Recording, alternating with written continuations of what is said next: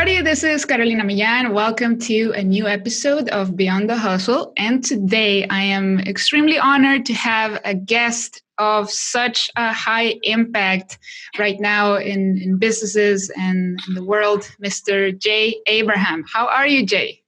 I am really well. I'm in Los Angeles. You're in Chile, and it's interesting. It's a pleasure to talk to you. I've done very little in Latin America, so it's fun to have a chance to make contributions. So hopefully, I can provide some ideas and answers that'll help all of your listeners or your viewers. Ask away, and I'm ready for it. Thank you so much. I am certain that you will. So I got to know you. I was telling you before we started that I got to know you a few years ago at one of Tony Robbins' events, and over there you spoke of a concept that I really like, which is the 3 ways to grow a business.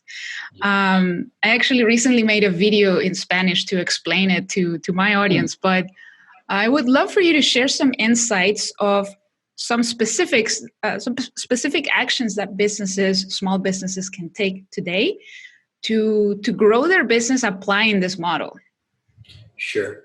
So there's 2 elements to the 3-way concept, a basic and an advanced.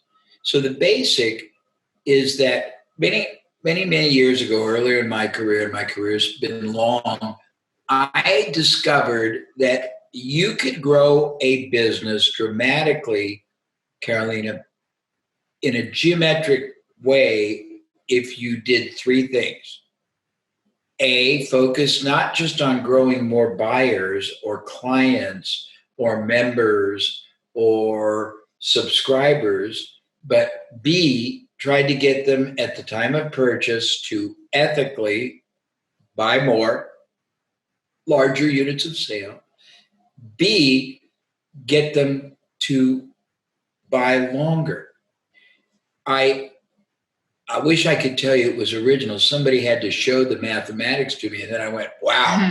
But they showed that if you just work on growing more buyers, it's very limited, and it's limited to linear incremental growth. If you work on all 3, growing the number of buyers, growing the size of the transactions, and therefore the profit each transaction represents, and growing the length of time, the duration, or what is called the utility value, meaning all the ways that somebody can be financially worthwhile to you and monetize for you, you can grow your business exponentially, geometrically. And more so, the business grows that way, but the profit grows even more because you don't have as much fixed cost. So there are probably, Carolina, 30 different elements or options you have in the 3-way model. The easiest first option is that most small, medium businesses actually get 10, 20, 30, 50, 80, sometimes 100% of their revenue from referrals or word of mouth. And yet almost none of them have even one referral generating system or strategy in play, let alone multiple ones, because I have worked all my life all over the world with entrepreneurs representing over 1,000 industries. We've identified literally 150 different referral generating strategies that someone has available. There's no way you would ever use 150 or 100 or even 50.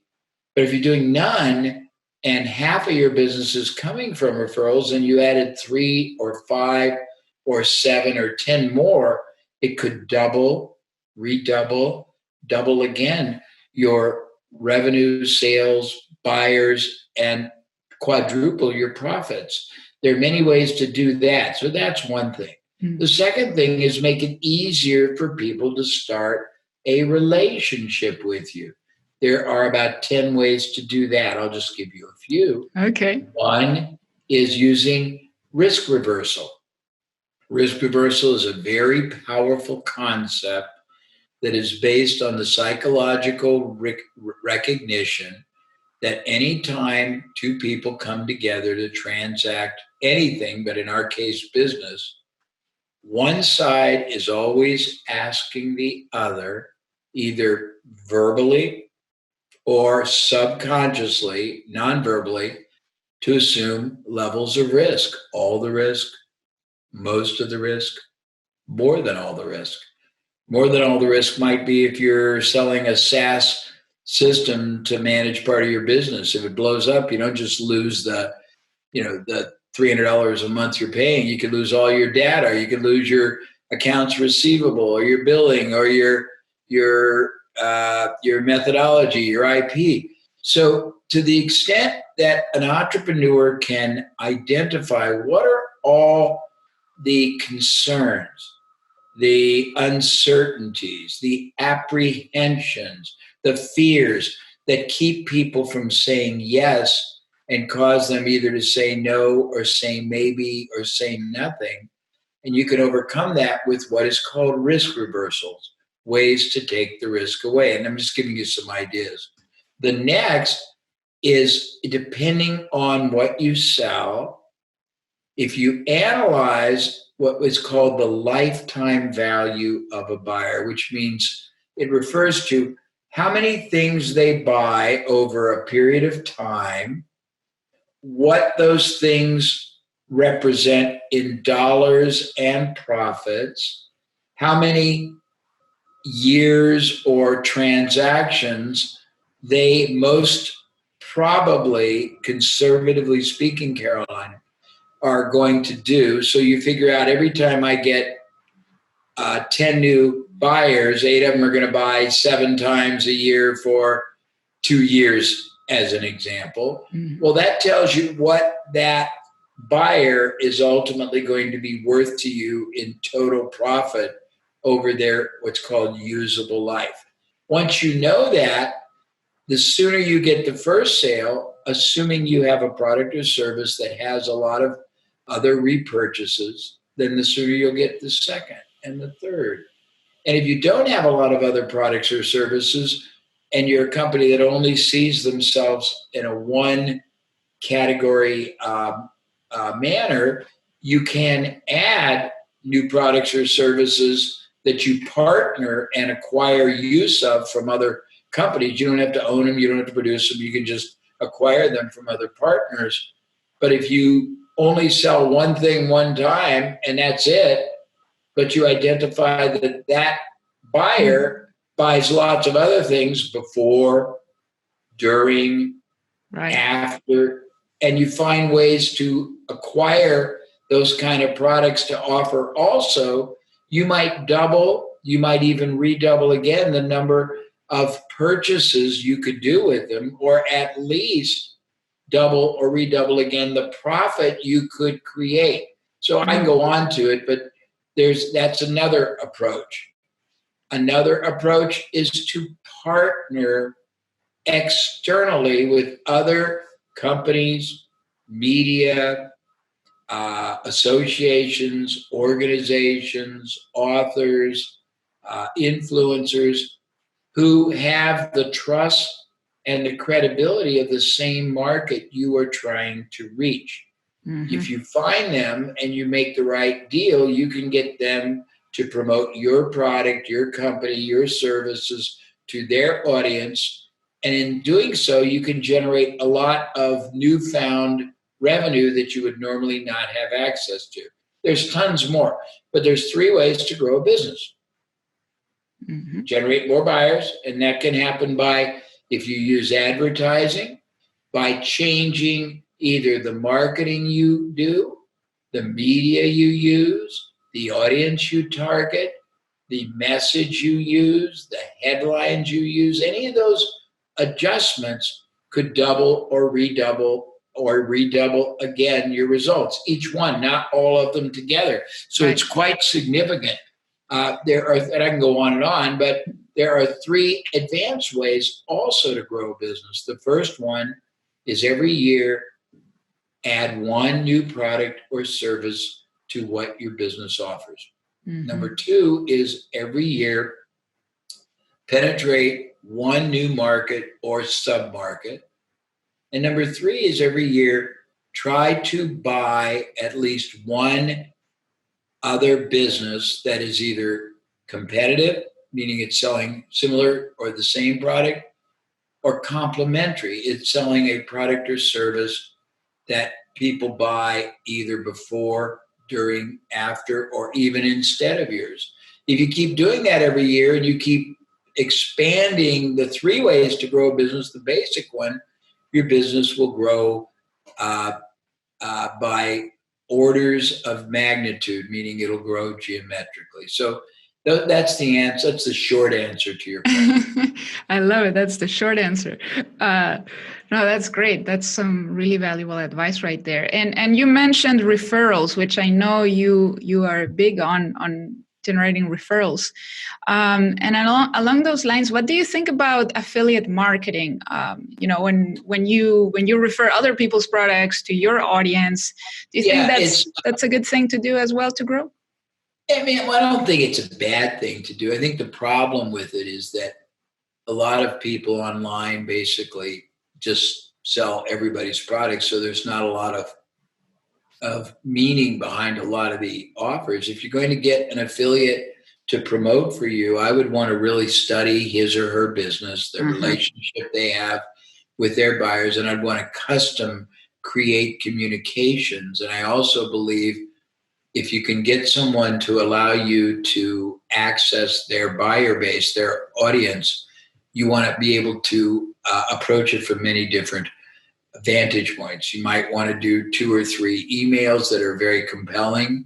You might want to do a video. You might want to give everybody a report. You might want to do a webinar. You might want to create a way they can sample or experience what you've got.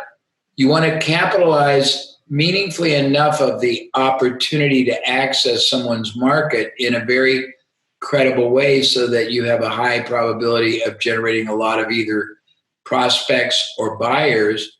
But just doing it and letting the other side do what they're going to do usually results in very limited results. Yeah, absolutely. So now that we are in this like different world situation that is affecting everybody, what do you see as opportunities for growth that businesses of all sizes can seize right now? What are some new paradigms that have emerged? That's a great question. Well, I have a question of you because I do not know the environment right now. Is your country pretty much either lockdown or semi-lockdown, or people out of work, the same kind of things as most other places? Pretty similar, maybe a little less out of control than other places, but yeah, we've been hit pretty badly. Not as bad as others, but yeah, well, we're still on lockdown. I understand, and I'm sorry for you, but if it's similar, then I can tell you 5 windows of opportunity that have been created that will probably close soon, but are pretty interesting. And you might really want to explore it or go deeper with your viewers and your listeners at some time. So there's 5 that I look at. There's probably more that I just haven't identified, but the 5 that I've looked at are as follows. A, they are lots of businesses today are hurting financially. They are struggling to stay profitable, and they're very scared, and they are very open to doing partnering, joint ventures, profit sharing deals that they never perhaps would have been open to before. So if you identify lots of different companies, organizations, even media that's not selling out and has unsold advertising, you can get all these companies to do promotions for you, introduce you, you call it affiliate, but I'm talking about much better than that. And you could get dozens to do it anywhere that it makes sense. And you could generate a lot of increased business for only pay for results. So that's really huge. The second area of opportunity, which is a sad one, but you can actually be somewhat of a benefactor to people, occurs with the companies that are struggling and are probably on the verge of going out of business, or even ones that have gone out of business but are not formally in bankruptcy, they just closed. If they have assets that you can monetize and share the profits back to them, you could either buy the business, but in the States, you don't have to do that. You just acquire the assets, the buyer list, the prospect list, any ads that they used to run that worked or are running that worked, that you might be able to make work better if you understand marketing and testing, their URL, their phone number, if they have any salespeople, and you can consolidate that into your business and normally reduce overhead dramatically, so that a business that is operating almost terribly negative and losing money, if you took over the assets and you consolidated, so you eliminated the majority of the overhead that the owner of the business, of the other business, was having to incur themselves every month, and you reduced or eliminated that, you could pay that owner 25 or 30% of the revenue you generated from their list or their buyers or their ads or their URL, and they'd start making positive cash flow to pay either their debt or to live on, because there's thousands and thousands, tens, hundreds of thousands, maybe millions. I don't know the population in Chile, Right. But that's another thing. The third thing, if your country is like ours, there have been a lot of people who have lost their jobs in the United States. They tend, Carolina, to fall into two interesting categories. Most in the lower category are low skill. Okay. And in the higher category, they're super skilled. Now, in the low category, the low skilled, I have great empathy, but I don't have a strategy for that. With the super skilled, it's very, very interesting, because before those super skilled people lost their job, they had their job was interacting oftentimes with very high level decision makers at other companies, CEOs, managing directors, CIOs, sales directors, production people, ad agencies, ad directors, whatever you're thinking about. Yeah. These super skilled people lost their jobs usually because either their job function was consolidated or it couldn't be fully rendered because of the changes, or worse, they just were earning too much and their employer wanted them off the payroll. What the employer never thought about when they terminated them, Caroline, is that that person has a very trusted, credible, direct relationship with all these decision makers from that previous job. You can find these people who lost their jobs, who are high, super skilled, on LinkedIn. And if you find them and you can convince them that your company, your product, your service does deserve it, you can get them to introduce you to all these decision makers you probably couldn't reach in 3 years on your own, and just give them a share of any business that comes. Another window of opportunity are salespeople. An unbelievable number of salespeople have lost their jobs for two reasons. Companies are consolidating, and they're eliminating what I would call marginal salespeople. Secondly, there's certain products or services that just aren't selling the way they did, so they're condensing down their sales force. These salespeople are used to getting commission. They're used to very high intensity penetrating of markets. They're tenacious. They're resilient. You can find them on any job search. You can find them on LinkedIn if you want a specialty salesperson out of work.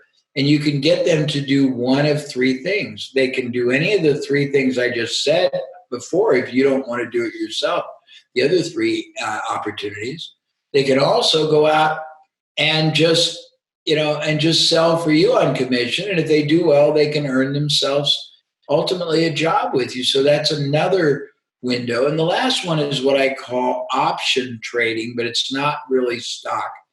It's getting the rights to assets and access that nobody sees the value of, and then flipping it to somebody else. And this is more, it's not main business, but it is a big opportunity. And the example that I use is a US example because it's really pretty easy to understand. I imagine that on a worldwide basis, you all know what the Rose Bowl football game is, don't you? Yes, I do. Okay, and most people do. So the Rose Bowl is held at the Rose Bowl. It's a big stadium that is owned by the County of Los Angeles, and it is only used very rarely. It's used for the Rose Bowl in January, February, whatever that is. In concerts sometimes. Yeah, it's used for some concerts at night on weekends, and it's used during the football season on Saturday afternoons or mornings, sometimes evenings, for UCLA, the University of California, Los Angeles football games. That's it. But it has massive parking, massive display area. A friend of mine about 35 years ago came to Los Angeles, saw the underutilization, went to the county and secured the rights to operate flea markets. You know what flea markets are? Of course, yes. We have those too. Okay, to operate flea markets on the premises, on the grounds of the Rose Bowl, on those days, on the weekends and times that it was not being used for concerts, football games, etc., which was about 3/4 of the year. He got a deal where he paid just a percentage of the revenue he generated for both admission tickets and for booth rentals. And he didn't know anything about flea markets, but once he got the agreement, he had the right in the agreement to partner with people.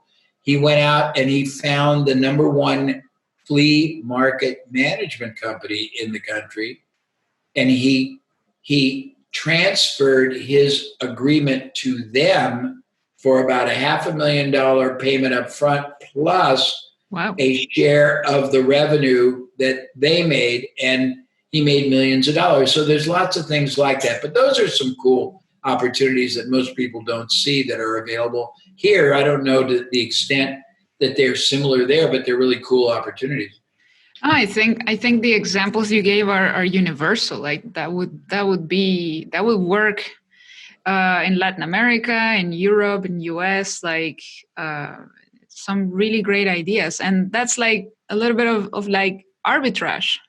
It is arbitrage. Yeah. You're exactly right. It is marketing arbitrage. It is opportunity arbitrage. It is monetization arbitrage. It's seeing opportunity where nobody else does and seizing it, and then not being burdened with the responsibility to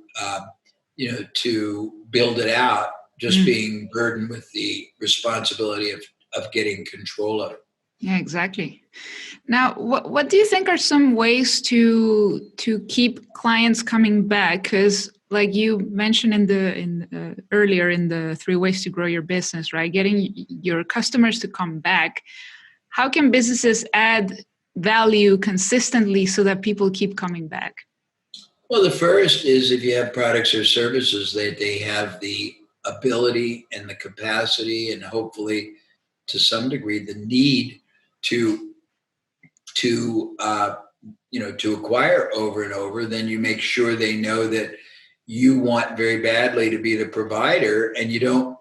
Well, the big mistake, Arlena, that people make when they get a buyer, a client, a subscriber, whatever it is, the first time, is they start thinking that they have that buyer, that client forever, and they stop really paying attention to them and look for another one.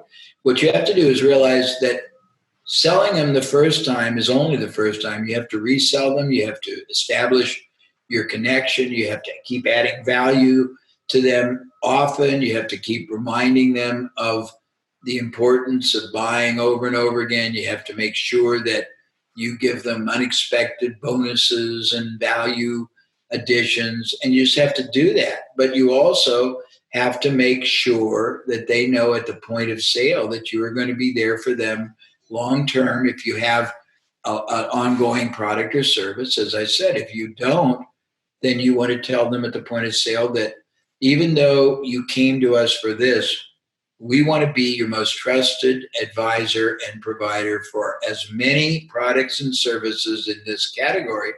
And you establish their understanding you're going to be a provider of lots more things, and then you go out and you source them. Those are two ways. That's great, because I think, and even for me, it's something that I'm not doing very effectively. Like if I create an online course and then I sell it to people, and then I create another online course, in between, I haven't built the relationship the proper way so that the people who bought my first online course are going to come back to my next one. So for and a lot of people, you're not unique, but if you slow down and say, it costs you the same thing to acquire that first buyer, whether they buy just that course and nothing else, or whether they buy 10 courses. So investing a little more strategic thought and involvement with them in the beginning could pay off 3, 4, 5, 10 times more than it is right now. And when you think about it, it's a lot easier to do two things. Get more yield out of the people that buy. It's a lot easier to get a higher percentage of the prospects who come in to buy. It's a lot harder to get more prospects, and it's a lot harder to get more buyers. So what you want to do is work on maximizing the people that buy, what they buy and how much they buy and how often they buy. And then you want to maximize your ability to convert prospects to buyers. And most people don't even focus on either of those. Yeah, exactly. So what are some ideas like for marketing to your already existing clients and audience that you would recommend? Well, if you've got an audience, and the audience is going to be representative probably in the macro sense. It might be many more than this, but it's going to be active buyers, inactive buyers, unsold prospects. Yeah. Right? Unsold prospects can be divided two ways. Ones that are still probable potential buyers, and one that you've pretty much given up on because you've tried many things and they're not, there's a window and that window's expired. So you got to go pragmatically. The existing buyers, you start sourcing other products or services, or if you have other products or services, you start intelligently either promoting them separately or packaging them with repurchases they will continue doing of the main product or service. With inactive buyers, you reintroduce them to the new products or services, and you show them that whatever they purchased before hopefully served them well, had value, performed for them, helped them, protected them, whatever it does. And the new products or services, you are encouraging them to now consider, and if you add risk reversal, it will be easier for them to want it, add a different kind of value, and you clearly distinguish, dimensionalize, and describe what that is. If you have prospects, then you have two categories. One of the ones that still are in potential to buy, and one that you've sort of mentally written off. The ones that still have the potential to buy, you start developing different communications. We've found that different people respond to different hot buttons. So you might be sending those prospects who are not yet what you call dead. They're still active and could potentially buy, but you might be sending the same thing over and over and over again, and maybe it's time to change your message, change your focus, change what we call the hot button. With people that have fallen out of the window, you go to them with something totally different, even if it's an alternative product to what yours are. You could even sell them a competitive product if they didn't buy yours. But you look mentally at what logical continuation, reactivation, extension, additions make logical sense depending on the dynamic of that situation. That's the best answer that I can give you. Sure, I mean, I could give you a 4-hour answer, but we'd run out of time. No, I understand, but that does make a lot of sense. How do you, like, on that same note, how do you avoid being too salesy? Like, especially in Latin America, people are still like the mindset when it comes to sales is still pretty negative. Some people are afraid of selling. They think it's bad. Some people don't like money. They think money is bad. And so how do you, in any type of culture really, but how do you approach those unsold buyers? Unsold prospects. And I get it. Well, the way that I would say, there's two things you do. You three things. One is you acknowledge the truth. There's a concept that someone taught me years ago, and it's called the Aikido School of Marketing. Do you know what Aikido is? The martial art, right? Yeah. It's a martial arts category, and it uses the power of the enemy against the enemy. Yep. So if you use the power of the problem against the problem. So if the problem is people don't like aggressive selling, or they don't like selling, it's about money making, you don't try to avoid that and do aggressive selling or stuff they don't like. You start by saying, I know you don't like someone trying to aggressively or intensely sell you anything. And I don't either, which is why I won't. But I do have something that I think could change your life or help your life or improve your life or make your life more enjoyable.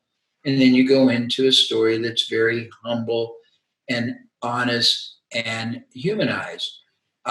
You do what's called vulnerability-based what's the word I would use? Effacing. You could say, I want to talk to you about something that is a money-making strategy, but I don't want you to think I'm one of all those people who are trying to promise you the world. I am not. Nor am I trying to tell you that it's going to be an overnight catapult from your one-room apartment into a mansion. I am not. What I am saying is, if you wish to spend some reasonable time working at this, you can make an extra this. And if you want to make a lot more and you're willing to pay the price or do the work or focus the attention, you can make almost whatever you want. People are doing it, but in all honesty, a lot of people buy it and do nothing with it. And if that's all you're going to do, I wouldn't want you to. So you just tell the truth in a really cool way. Yeah, exactly. So it's a way to like disarm the people, like telling them up front. Well, yeah, and disarm sounds manipulative. It's a way to bond credibly and be truthful, but make the truth your power source and force, not the problem. Exactly.